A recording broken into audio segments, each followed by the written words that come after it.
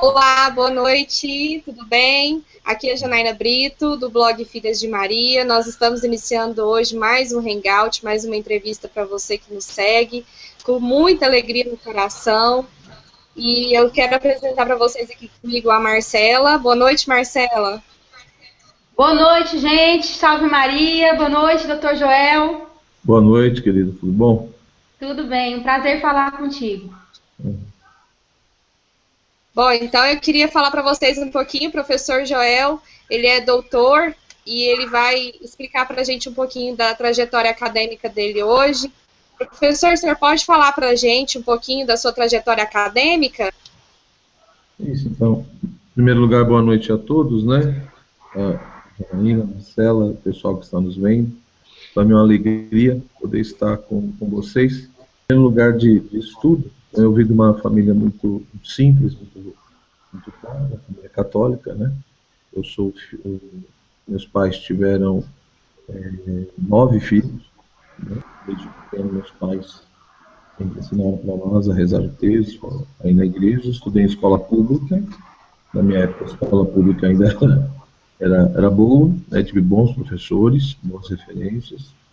E depois eu tive a oportunidade de estudar no Colégio Nossa Senhora Sagrado Coração. Então, eu estudei nessa escola, né? Foi muito bom, no curso colegial, né? Depois eu prestei vestibular e entrei na Universidade de São Paulo. Entrei na USP, né? Fiz a graduação em filosofia. Ao mesmo tempo que eu fiz graduação em filosofia, eu também cursei, né, a curso de teologia, né, nas faculdades associadas de Ipiranga, e depois mudaram também para a FAI, depois mudou para a Unifai, e hoje, no fundo, é Nossa Senhora da Assunção, que virou PUC, né, Pontifícia Universidade Católica de São Paulo. Então eu fiz um curso de teologia lá, e depois de um tempo, quando eu terminei esses 2 cursos, eu comecei meu mestrado em filosofia, depois fiz o doutorado em filosofia e agora terminei meu pós-doutorado na Universidade do Porto, né? Então, estou professor na Faculdade São Bento de São Paulo, no curso de filosofia. Sou coordenador pedagógico também do curso. Então, isso tudo. Em termos de pesquisa, né, eu sempre, desde do meu mestrado, eu sempre estudei a antiguidade tardia, principalmente o pensamento de Santo Agostinho, ali no contexto dos padres da Igreja, e da parte da Idade Média também. Então, no meu mestrado e no doutorado, eu foquei bastante no pensamento de Santo Agostinho, e agora no pós-doutorado, no pensamento de São Boaventura. Né? Mas, na realidade, a minha área de pesquisa, de estudo, é bem a patrística, né, esse mundo medieval. Eu sou medievalista, digamos assim. Muita gente, eu acho que nunca ouviu falar, né, da teologia do corpo. Não sabe do que se trata. Então, explica pra gente o que é a teologia do corpo, né, dá uma visão geral do que se trata essa teologia. Então, na realidade, o Papa João Paulo II, antes de ser Papa, tudo, de Cardeal, ele sempre foi um grande professor, né, de filosofia, principalmente na área de ética, né? Ele sempre estudou muito essa questão da conduta humana, da vida humana, do agir humano, sempre se preocupou muito com isso. Todo um trabalho, enfim, com família, com jovens, né? Lá na Polônia, que era a região dele. Então, mesmo antes de ser Papa, ele já tinha livros nesse sentido, né? Sobre o amor humano, sobre a sexualidade, homem e mulher, Deus os criou, né? Então, ele até tinha terminado um livro nesse sentido. Tanto que as catequeses, na realidade, elas têm a sua origem nesse livro do Papa, né? Ou melhor, nessa pesquisa, nesse estudo dele, que acabou virando as catequeses, né? Que no fundo é a mesma coisa, tanto o livro quanto as catequeses. Ele aproveitou tudo isso que ele tinha, e me parece que foi um grande instrumento de Deus. Acho que o Papa percebeu ali em 1979, né? E estava havendo uma crise violenta na sociedade. Ou seja, estava com vários problemas e várias dificuldades, mas ele conseguiu perceber que tinha um problema fundamental. Era a família. Que a família estava sendo atacada de todos os lados, desmantelando, né? Então foi o Papa da família. Foi o Papa da família realmente, e procurou defender aquilo que a Igreja sempre ensinou, mas com toda, digamos, misericórdia, enfim, paciência, né? Essa questão da misericórdia sempre foi muito forte para ele, Por isso que eu não consigo entender quando as pessoas dizem hoje em dia que a Igreja da Misericórdia está surgindo hoje, né? Eu queria saber quem é que inventou a festa da Divina Misericórdia, né? Quem é que canonizou Santa Faustina, mas enfim, parece que as pessoas manipulam um pouco as coisas, né? Mas tudo bem, isso é um outro assunto, eu não vou entrar nisso. Então, tem umas coisas que eu particularmente não entendo, né? Mas o diabo é muito sutil, né? É muito astuto. Então, foi um Papa maravilhoso, né? Enfim, um grande instrumento de Deus, o Papa certo, naquele momento histórico. Né? Então, a teologia do corpo nada mais é, se a gente for ver, do que um conjunto de catequeses, 129 catequeses, onde o Papa reflete sobre o amor humano, o que é o amor humano, o que é a afetividade, o que é a sexualidade.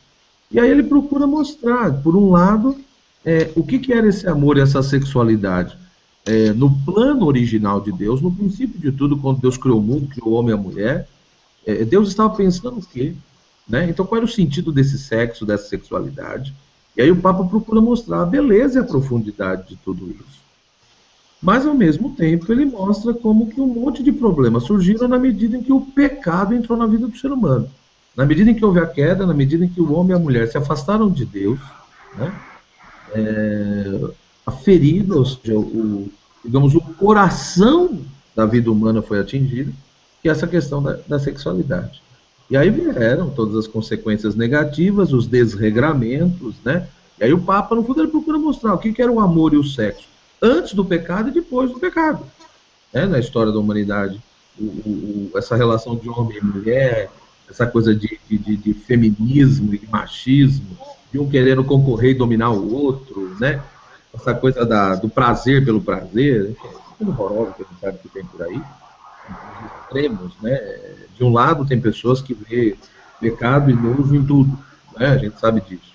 Por outro lado, tem outros que é uma promiscuidade absurda, né? Não existe pecado, cada um faz o que quiser, não tem limite. Meu corpo, minhas regras, né? Cada um faz o que quiser. Então essa é a mentalidade da sociedade. Então, finalizando esse ponto, o Papa João Paulo II, ele procura mostrar a beleza desse amor humano, e é lógico que aí ele vai mostrando, né, como que esse amor, essa dimensão da afetividade na vida humana, tudo isso no matrimônio, no casamento, você entendeu? Mas ele também mostra como isso se realiza, né, no celibato, na virgindade consagrada. Então, no fundo, ele mostra que Deus fez uma coisa linda e maravilhosa, mas a concupiscência invadiu o coração do ser humano. Esse desejo desregrado, essa inclinação para o mal. E por isso que ele diz que seja para o celibato ou para o matrimônio, o ser humano, antes de tudo, precisa travar essa batalha no seu coração. E ver realmente o que quer na sua vida, né? E ele diz que o grande caminho não é reprimir isso, não é ignorar nada disso, mas é permitir-se ser redimido por Cristo. Então, principalmente essa ideia central, talvez, você me perguntasse, mas qual é o ponto central da teologia do corpo? Talvez a ideia central seja justamente essa, né? Deus, a vida de Deus, o próprio Deus, é um grande mistério, e segundo João Paulo II, a gente tem acesso a esse mistério invisível por intermédio do corpo humano. Então, o corpo humano, a sexualidade humana, a corporeidade, essa dimensão toda visível, de alguma maneira, manifesta o invisível no tempo e na história. Né?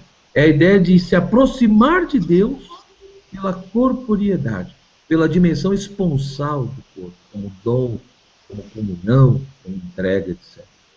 Então, uma visão assim muito profunda, muito linda, né? Muito bela. O que a gente vê hoje em dia, quando você fala em corpo, hoje em dia, todo mundo só tem uma visão materialista e fisiologista do corpo. O corpo na sua exterioridade, né? E na sua sensualidade. E esquece do corpo na sua dimensão esponsal, na dimensão do encontro, da doação, e nesse sentido, o corpo visível, o corpo humano, ele acaba sendo manifestação e canal e meio para a gente se aproximar de Deus e mergulhar no mistério do nosso planeta. Nesse sentido. Maravilha, excelente. Estou aqui encantada com essas informações, professor. E eu acho que quem está assistindo com a gente também vai ficar louco para saber como que a gente faz para aprofundar nos estudos da teologia, que livros que o senhor indica, ou cursos, né, para a gente poder aprofundar nesse conhecimento, né, livros, porque eu acredito que não dá para partir direto para as catequeses, para a maioria das pessoas, né, tem que fazer algum introdutório, como que é? O ideal, na realidade, assim, é ler as catequeses, não tenha dúvida, né? O ideal seria pegar e ir lendo, mas como você disse, não são catequeses tão simples, né? Por quê? Porque João Paulo II, ele mistura, né? Ele pega coisas que vêm da filosofia, ele pega coisas que vêm da análise da exegese bíblica, da interpretação da Bíblia, do estudo da Bíblia, algumas coisas de São Tomás, de Santo Agostinho, principalmente, né? A teologia do corpo, tem muita coisa de Santo Agostinho, né? E muitas interpretações que Santo Agostinho fez do livro do Gênesis, lá no quarto século. Então, muita coisa, para quem estudou com Santo Agostinho como eu, você vai lendo a teologia do corpo e vai lendo os comentários aos Gênesis que Santo Agostinho fez, em muitos momentos é muito parecido, né? Então tem momentos que é o Agostinho, é Santo Tomás, então quem conhecer de fato um pouco de filosofia, teologia, filosofia contemporânea, né? E aí fica difícil para a pessoa sozinha que não tem essa formação conseguir entrar nesse texto, né? É um texto muito duro, muito difícil. Agora, infelizmente, em português, nós não temos quase nada. Né? Eu indicaria, talvez, aqui, além das catequeses, 2 materiais básicos, né? Tem um curso do Padre Paulo Ricardo, né, no site do Padre Paulo Ricardo, há um curso de Teologia do Corpo, bem introdutório, bem básico. O Padre Paulo Ricardo, de fato, ele é muito didático, né? Ele é bem didático, ele procura deixar as ideias bem claras. Então, eu indicaria o curso do Padre Paulo, né, de Teologia do Corpo. Tem esse livro aqui, em português, né, do Christopher West, né, Teologia do Corpo para Principiantes. Tá? Só que não é do Brasil, é da Paulina de Portugal. Né? Da Paulina de Portugal. Esse livro, ele é bem básico, é bem simples, porque o Christopher, ele tem outros livros, né? E aí são bem densos, bem mais complexos. Aí ele fez isso daqui como se fosse uma introdução, um resumo. Então acho que esse curso do padre, esse livro, a pessoa vendo com calma, já ajudaria bastante para ela ter uma ideia das ideias centrais da teologia do corpo. Né? Seria uma introdução, né? Bom demais, já ajuda, né? Já é um começo, né? Sim. E quais as medidas? Há uma carência de material. Tanto que eu estou fazendo um livro sobre isso, né? Mas só Deus sabe quando eu vou acabar isso. É problema de tempo mesmo. O senhor também tem palestras, né? Que falam sobre o assunto, né? Isso, eu tenho um pouco. Tem um curso que eu dei junto com a minha esposa sobre família, né? Aí é onde eu falo um pouco, né, sobre isso. Mas, sim, enfim, eu também me aí no final o senhor deixa pra gente aí, isso, né, os links. Eu falo porque eu também dou curso sobre isso. E se alguém tiver interesse, depois pode entrar em contato comigo. Doutor, e quais são as medidas práticas que o senhor recomenda, né, para a gente viver de acordo com o que Deus planejou para nós? No caso, para nós mulheres, né, vivemos como Deus planejou para nós, e o homem, mais especificamente, acho que no matrimônio, né? Eu acho que, em primeiro lugar, o casal precisa conversar sobre isso. O casal precisa sentar e conversar sobre a sua vida afetiva, sua vida amorosa, sua vida sexual. Como é que um vê o outro? E como é que um e o outro vê juntos a sua vida íntima? É assustador. A maioria dos casais não conversam sobre isso. É uma coisa assim que me assusta. Eu viajo o Brasil inteiro e dá para contar no dedo as pessoas que eu encontro, quando os casais sentam e conversam sobre isso. Você entendeu? Sobre as coisas bonitas, mas também sobre as dificuldades, né, que muitas vezes o casal tem, né? E você vê mulheres querendo se separar, por exemplo, porque o marido está com problema de impotência sexual, por exemplo, né? E não conversam. Entendeu? Enfim, por vários outros motivos que eu não vou entrar aqui, né? Mas quem é casado sabe muito bem um monte de problemas, dificuldades que tem. E aí vai variar, evidentemente, de casal para casal. Então eu diria que a primeira coisa é o diálogo. Isso é muito importante. Isso é muito importante, conversar. Segunda coisa, nós precisamos, aqueles que realmente são católicos, precisaria ler e estudar um pouco mais, se aprofundar. Por que, que a igreja nos pede determinadas coisas? Por que, que a igreja nos aponta um caminho? Né? Eu acho interessante como a maioria dos católicos lê um monte de coisa, né? E não lê o que a igreja ensina. É interessante como a maioria tem uma desconfiança, né? Tudo que vem do magistério da igreja, tudo que é documento oficial, né? O pessoal tem desconfiança, né? Não, eu tenho que ter amor pela igreja. Eu preciso confiar. Se a igreja está me ensinando determinada coisa, ela sabe o que ela está fazendo, ela quer o melhor para mim. Ela é mãe e mestra, né? Mater et magistra, né? Ela é mãe e mestra. Mas infelizmente o pessoal não estuda, não conhece. Então eu diria que o primeiro passo é dialogar sobre o assunto, conversar, refletir. O segundo é estudar, se aprofundar. Por que, que a igreja diz, olha, isso pode, isso não convém, não é por aqui, né? A igreja ela nos revela o que, que é o amor humano, a sexualidade no plano de Deus. Quando a igreja fala, olha, não vai por aqui, não é porque ela é chata, não é porque ela é puritana, é porque ela sabe que determinados caminhos levam à destruição do próprio ser humano. Jesus disse que a gente conhece a árvore pelos frutos. Veja os frutos que nós estamos colhendo. Outro dia eu estava, um tempo atrás, né, eu estava numa reunião na Pontifícia Universidade de São Paulo, numa reunião grande com um monte de professores, e começaram a falar um monte de coisa. E uma hora eu levantei a mão e só disse isso, professor, eu queria lembrar uma coisa. Tudo que está aí, tudo isso que está aí, não fomos nós católicos que fizemos. Esses jovens deprimidos, drogados, bebendo, se drogando e se autodestruindo, isso é fruto do iluminismo, isso é fruto da sociedade moderna. E não do que a igreja ensina. Se as pessoas percorressem o que a igreja propõe, o mundo não estaria assim. Então, infelizmente, as pessoas não param para pensar o básico. E talvez um terceiro ponto, né? Um terceiro ponto. Rezar. Os casais, de uma maneira prática, precisam rezar. Precisa ter vida de oração, né? Meditar a palavra de Deus, rezar o texto, ir à missa junto. Tem, às vezes, que for fazer uma oração simples, às vezes de 3, 5 minutos, meu Deus, mas com um coração sincero, né? E renovar a mente, porque o que eu percebo?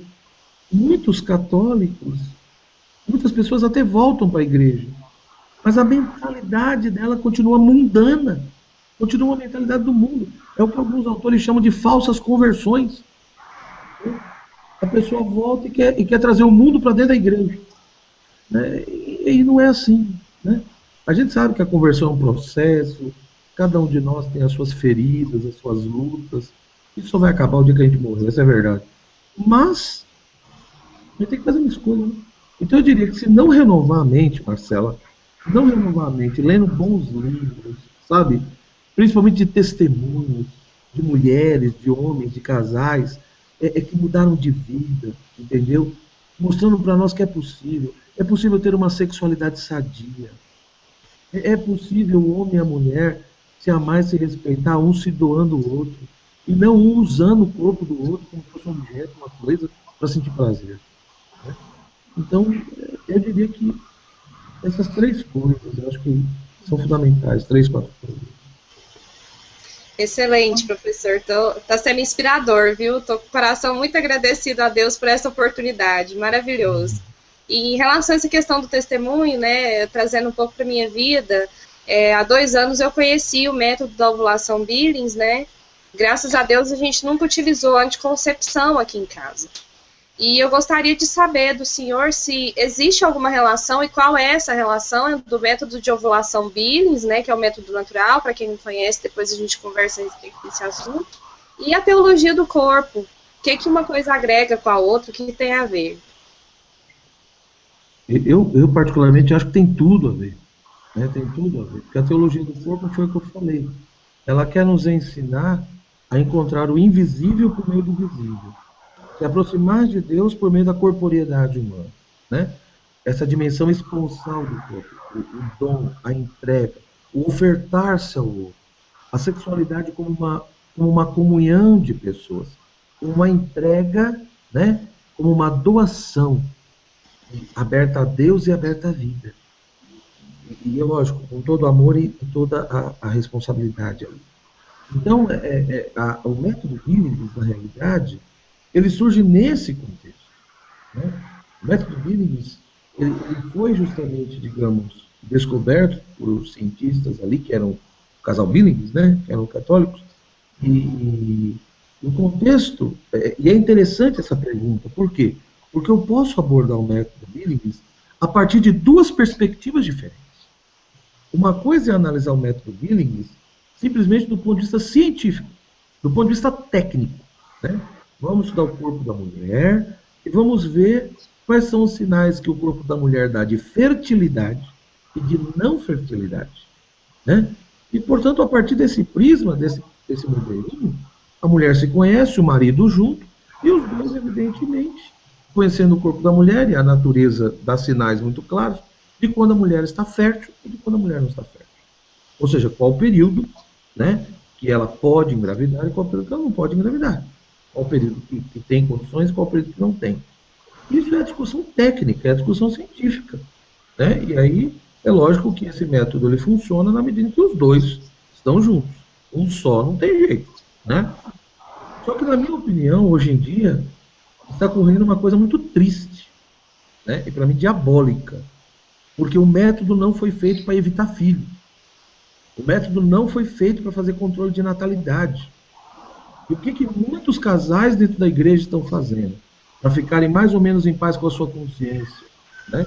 Então muitos dizem, eu não uso anticoncepcional, eu não uso DIU, eu não uso, né, preservativo, eu não uso nada, eu uso o método natural. E, portanto, eu estou seguindo o que a igreja pede, então eu estou dentro da doutrina, eu posso comungar e não sei o quê.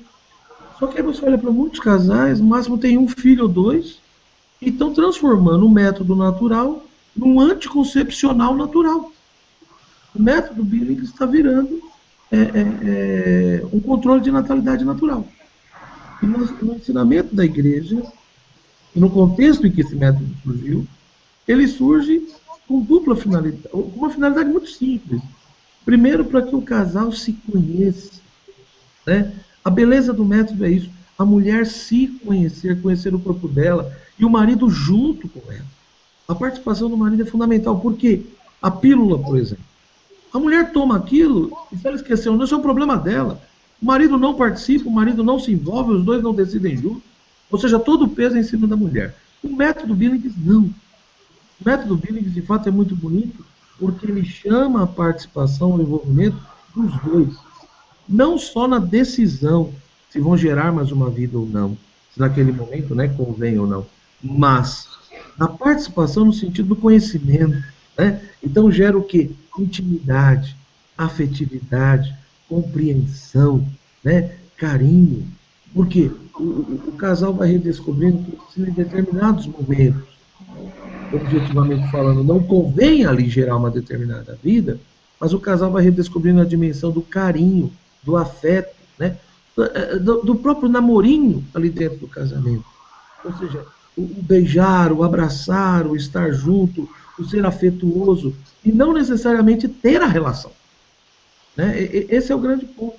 Então, finalizando, eu diria que tem muito a ver, porque o método quer ensinar não a fazer controle de natalidade. O método quer ensinar que o homem e a mulher, cada um conheça realmente o seu corpo, cada um se veja como criatura de Deus, cada um veja a beleza do funcionamento do nosso corpo. Mas quem fez isso tão perfeito, tão bonito? Foi Deus. A regulação, né? Todo esse funcionamento. Segundo, que o casal se aproxime, tenha esse amor, essa dimensão afetiva, e entenda que o ato sexual não é um momento para usar o outro, mas é um momento de comunhão, de entrega, de encontro. Né? E, portanto, se o outro não está bem, se eu não estou bem, aí entra a dimensão das virtudes, a virtude da paciência, né? A virtude da generosidade, a virtude da renúncia, do sacrifício. Né? Então veja quanta coisa bonita. Então tudo isso é teologia do corpo. Tudo isso é teologia do corpo. Né? Então, mas infelizmente, repito, está havendo essa confusão. E na igreja a coisa é muito simples, cresceremos e multiplicarmos. Ou seja, eu casei, as pessoas casam, e teriam que ter essa consciência, essa abertura à vida, mas é lógico que, junto com essa abertura à vida, vem a realidade concreta do casal. E o casal tem todo o direito de se organizar, digamos assim, para fazer os espaçamentos dos seus filhos, né? Mas não com controle. Por isso que eu brinco. Algumas perguntam, mas professor, como é que eu sei que eu tenho abertura à vida? Simples. Quando eu tenho a coragem de ser um ser racional, de viver uma sexualidade onde a minha razão e a fé caminham juntos, né? E quando eu não predetermino quantos filhos eu vou ter. Então, que seja feita a vontade de Deus. Se vai ser um, se vai ser dois, se vai ser 10, eu não sei, né? Pode ser que não seja nenhum. Quantos casais sofrem com a esterilidade? Eu conheço vários. E sofrem muito porque não tiveram enfim, a graça de ter um filho. E são convidados a unir o sofrimento deles ao sofrimento de Deus. As pessoas começam, né? Então, acho que a coragem não é ter bastante filho ou ter pouco filho. A coragem é importante. É tentar dizer aquilo que a gente prometeu no altar no dia do casamento. Eu prometo acolher e educar os filhos de Deus. Então, é essa abertura, né? E se é lógico, eu tiver condições ali, objetivamente falando, os documentos da igreja é muito claro nisso. Se tiver motivos graves, motivos sérios, né? Aí o casal faz o espaçamento, né? Esse espaçamento vai ser de 1 ano, 2 anos, 3 anos, aí depende da realidade, evidentemente, de cada casal, né? Então tem que ter bom senso. Às vezes o casamento passa por crise, as pessoas passam, às vezes, por problemas psicológicos terríveis, né? E também, às vezes, questões financeiras, mas infelizmente pode ver e, na maioria das vezes, pode prestar atenção, todo mundo alega problema financeiro. Ah, por que você não tem mais um filho? Ah, não tem como. Vai passar fome, eu não tenho como pagar a escola, pagar plano de saúde. Então, eu não estou dizendo que isso não é importante. Eu sou casado, a gente sabe que tem que ter, né, um pouquinho de preocupação, mas o equilíbrio é muito importante. É importante também confiar na providência de Deus, né? É o bom senso. Acho que o bom senso é fundamental na vida. O que a igreja nos pede é isso, né? Não deixe se levar pelo. Se a gente não tem que ser irresponsável, por outro lado, a gente também não pode ser egoísta. Nós temos que ser generosos com Deus, né? E aí, controle de natalidade é uma coisa. Paternidade responsável e espaçamento é outra coisa. Então, finalizando, eu diria, Janaína, que tem tudo a ver, tem tudo a ver. O método natural, quando ele não é reduzido a uma técnica, mas ele é entendido na sua totalidade, entendeu? Quando eu entendo a filosofia e a espiritualidade que está por trás do método, eu entendo que é um método do encontro, é um método da doação, é um método da generosidade, é um método do casal se organizar para poder constituir a família que Deus assim deseja. Esse assunto é muito rico, né, doutor Joel? Impossível a gente esgotar nessa conversa, né? Só começar mesmo para gerar um interesse em cada um de nós, para estarmos buscando mais esse assunto tão maravilhoso, tão atual, né? E o senhor tem mais alguma coisa a acrescentar sobre o assunto? Um recado para deixar para as pessoas que estão nos ouvindo, para os pais, mães, Eu diria, para eu uma diria duas, mensagem final sobre o assunto? eu diria duas coisas, né? Primeiro, busque se aprofundar, busque realmente entender por que a igreja não diz determinadas coisas. Porque a igreja é mãe e mestre. Ela é mãe, né? Se a gente às vezes se decepciona com tantas coisas dentro da igreja, por outro lado, a gente não pode esquecer que a igreja tem toda uma dimensão espiritual. Então busque compreender por que a igreja fala tantas coisas sobre o amor e a sexualidade de uma maneira tão linda e as pessoas desconhecem. Segundo, né? Para a família, para o casal, dialogue, reze, aquele diálogo do coração. a gente resolve os problemas. Deus precisa fazer parte da nossa cama, fazer parte da nossa vida. E para os filhos, eu diria, mostre para o seu filho que ele é um dom, ele não é custo, né? Ele não é custo, ele não é problema. Por mais que filho muitas vezes dê dor de cabeça, a gente sabe que dá, né? Como nós muitas vezes demos para os nossos pais. Então a gente esquece às vezes um pouco isso, né? Eu, pelo menos, tenho muito problema com meus pais, né? Então, filho é bênção, filho não é maldição. Então a gente precisa, de fato, talvez, por mais repito que às vezes a gente tem dificuldades, fica nervoso, etc., né? Porque nós temos nossas limitações. Não existe pai e mãe que não tem dor, né? Tirando Nossa Senhora e São José, né? O resto tem as suas falhas, as suas dificuldades, né? Então eu diria isso, que ele passe para o filho realmente de vale a pena viver, vale a pena viver em família, vale a pena dizer sim para a vida. Nós precisamos aprender a dizer sim à vida, dentro dessa cultura de morte, né? As pessoas têm medo da vida, elas querem resolver os problemas matando, seja pelo aborto, seja pela eutanásia, seja pela própria violência, tirando a vida dos outros, tantas formas de morte, né? Onde nós desprezamos os outros, como se o outro não tivesse importância nenhuma na minha identidade, né? Mas não existe eu sem o outro. O eu, ele é resultado da relação com o outro. Eu sou fruto, a minha identidade é fruto da relação com a diferença dele. Se eu mato o outro, eu também estou matando a mim. Então, é extremamente importante as pessoas descobrirem. Os pais passaram isso por cima. O amor a Deus, o amor às pessoas. E apesar de todos os problemas, pensar que vale a pena seguir Jesus, vale a pena dizer assim na vida. Apesar de todas as dificuldades. Tá bom? Então a teologia do corpo vem nos revelar, né, doutor, que o que a igreja ensina, propõe para cada um de nós não é um caminho de opressão, mas de libertação, é o contrário, né? Libertação para que sejamos plenos no amor, né?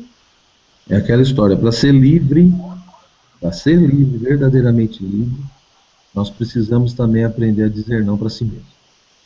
A pessoa que não sabe dizer não para os seus impulsos, seus desejos, ela vive o que a gente chama de tirania do eu.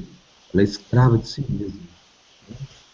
Então, ser livre não é fazer tudo o que eu quero. Ser livre é conseguir fazer o que eu devo. É mais sublime, né? É buscar as coisas mais elevadas. Não simplesmente os impulsos, às vezes, mais primitivos que se manifestam no nosso coração. Maravilha. Professor, o senhor nos concede a honra de deixar para o pessoal aí que tem interesse o seu contato, o seu e-mail, para as pessoas poderem agendar palestra, né? A gente quer deixar aqui claro que o doutor, ele viaja o Brasil inteiro levando essa boa nova, então se você está aí em outra cidade, tem vontade de levar, né? Vale a pena demais. Eu conheci em um congresso em Arara, São Paulo, estava falando sobre o método Billings lá, e eu digo para vocês que vale muito a pena. Então, professor, por favor, deixe o seu contato para o pessoal aí poder te chamar para mais missão. Já que o senhor está com pouco tempo, vamos dificultar mais aí. Então, eu tenho o meu site, né, que é www.professorjoelgracioso.com.br. Então é só entrar no meu site, que lá tem o e-mail de contato, tudo, né? E pode entrar em contato comigo por meio do e-mail que está lá no meu site, tá? E tem a minha página no Facebook, né? Quem quiser me acompanhar, na página no Facebook eu atualizo geralmente um pouco mais rápido do que no site. Então no Facebook, né? facebook.com/prof.dr.joelgracioso, né? Barra no final. Então é só me procurar a minha página no Facebook, curtir, que recebe todas as atualizações. E também pode falar comigo pela página do Facebook. É só deixar o recado.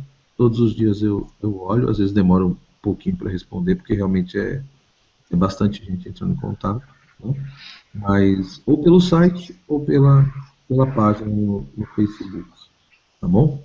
Ótimo. Eu queria deixar aqui o meu boa noite para o senhor, um coração muito agradecido mesmo, eterna gratidão, a mais profunda, pelo seu tempo, por o senhor ter respondido as nossas questões, e valeu muito a pena. Boa noite, Marcela, você também. Boa noite, Ana. Boa noite, doutor Joel. Obrigada novamente, né? Realmente esse assunto vem tocar no nosso coração mesmo. E boa noite a todos, né? Vocês, né? Agradeço o convite, né? E que Deus abençoe vocês e todos aqueles que participaram aí, né? Mais uma vez, obrigado pelo convite, pela oportunidade de estar partilhando um pouco aquilo que Deus me deu a chance de conhecer e viver a minha vida com todas as minhas limitações.